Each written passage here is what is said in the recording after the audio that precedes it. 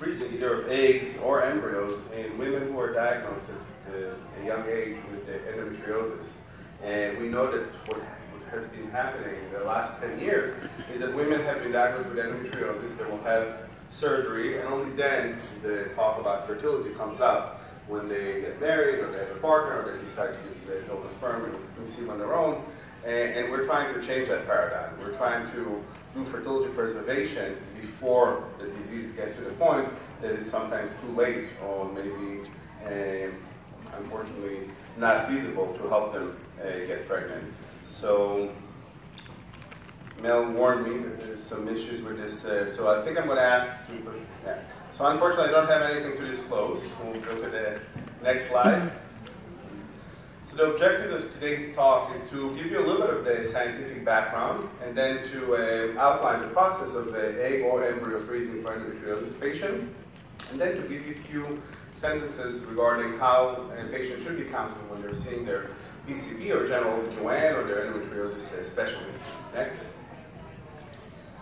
We know that female infertility affects about 10 to 15% of the population. If you look at the breakdown there, you'll see that the green portion is patient with endometriosis. This pie chart, if going back 20 years or 15 years ago, this was not even included in the pie chart. Endometriosis was a non-issue. No one really paid attention, and I remember in medical school, that this was really included in the pelvic adhesion component or in the tubal factor component. And now endometriosis has its own section, so we've made a lot of progress in the past 2 decades. Next slide.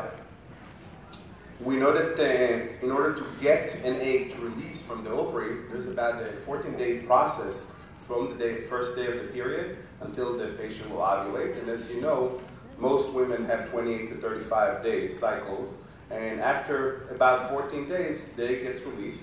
And if that patient has been exposed to sperm, the way we like to say it, and that means that egg has about 24 hours chance to be fertilized, travel in the fallopian tube for about 5 or 6 days, and then travel back into the uterus and implant. So we know from the endometriosis etiology and the pathophysiology that the endometriosis can affect every organ, from the ovary to the fallopian tube to the pelvic organs that are adjacent to the uterus, and of course the uterus. Next slide. So in those 5 or 6 days that the egg is getting fertilized and the embryo gets developed, the embryo is growing in size from a 2-cell into a 4-cell, 8-cell, and eventually a blastocyst that's over 100 cells. And that process depends on that fallopian tube. So when I speak to my patient who have endometriosis and we order a test called a hysterosalpingogram, which is a fallopian tube test, I try to explain it that if we see a dilated fallopian tube, if we see a blocked fallopian tube, then the chances of getting pregnant are diminished significantly. There's also an increased risk for ectopic pregnancy, and there is an increased risk of having a pregnancy that's going to be at the corner between the fallopian tube and the uterus, something we call corneal ectopic, which is a life-threatening diagnosis. So we know that the patency of the fallopian tube and the integrity of the fallopian tube is key in order to achieve a viable pregnancy, in order to have good implantation. Next slide. This is just a slide showing you where endometriosis is seating, right? So we can see the uterus right in the middle, we can see the ovary on both sides, we can see the fallopian tube, we can see the adhesions marked here in white that can affect anywhere in the pelvis. The fallopian tube can be attached to the uterus, can be attached to the ovary, can be attached to the bowel, and those, of course, have an effect on fertility.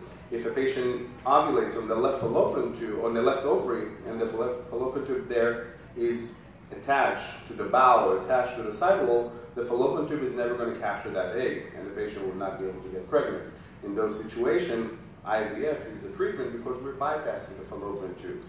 So this is just an example of how we see patients with infertility and what are the outcomes that these patients have. We also know that even if there is a blocked fallopian tube and you're bypassing that blockage by doing IVF, by retrieving eggs, fertilizing them with sperm and creating embryo in the dish, and then transferring it back into the uterus, patients with endometriosis will have about 50% decrease in their fertility rate. So that means the average endometriosis patient who's undergoing IVF will need more cycles in order to achieve a pregnancy.